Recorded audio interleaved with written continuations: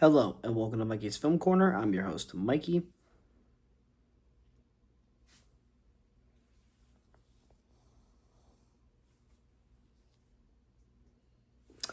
Spoilers ahead for the movie I'm about to talk about.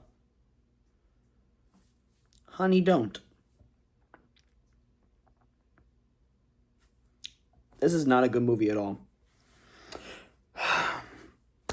To start off, this movie is basically about a lady who's a detective, and she has to solve a murder. But this movie isn't really about solving a murder case. It's not as simple as you think. No, this movie has way too much filler.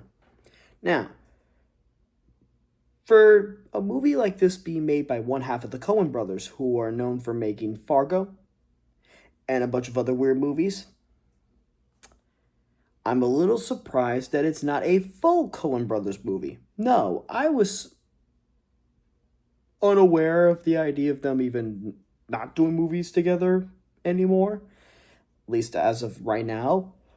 But I was also unaware that this was a part of a trilogy of movies that ethancoen and his wife Trisha Cook were working on.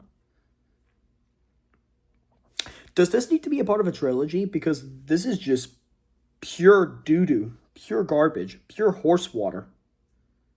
Maybe even pure dog water. It's bad. Like, Drive Away Dolls, from what I'm aware of, has good critic reviews but bad audience reviews. So I didn't really give it a chance. I didn't even know what it was about too much, so I didn't really care. However, I heard a lot of negative press with this movie, so I had to know what was going on. Yeah, they might be on the money with this one. It's weird. But not just weird, it's really bad. And I think what's so crazy is you have a somewhat stellar cast for a movie that's just garbage. Now, thankfully, it's not a long movie, so that kind of helps out. It's like maybe like an hour and a half long or so that kind of helps. But through the hour and a half of this entire movie that I was able to sit through, this was single-handedly one of the most confusing, one of the most boring, and one of the most dreadful movies I have ever sat through this year. This is just utterly dreadful. And I think what's weird is that of all of the Coen brother-esque kind of films that I've seen, which is only really one, I've only seen Fargo.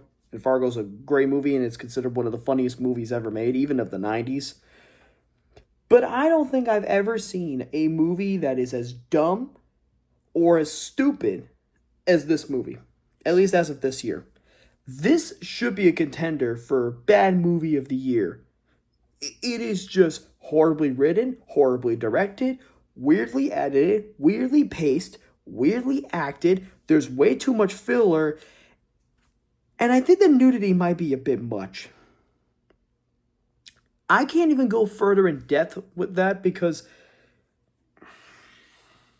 there's like a kind of a plot twist with like, I guess this cop who's like, I guess the girlfriend to the detective, and the detective's just like being teased by the sheriff of the police department, played by Charlie Day, and he's kind of like, so when are we gonna go on that date? And she's like, I told you, I'm into girls. And he's like, you're so funny, honey. Like, what are we doing, bro? What are we doing?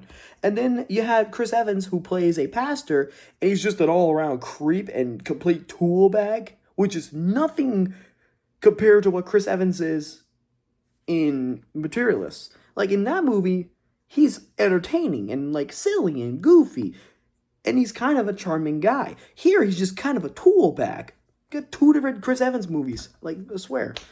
But yeah, no, this movie was utterly dreadful.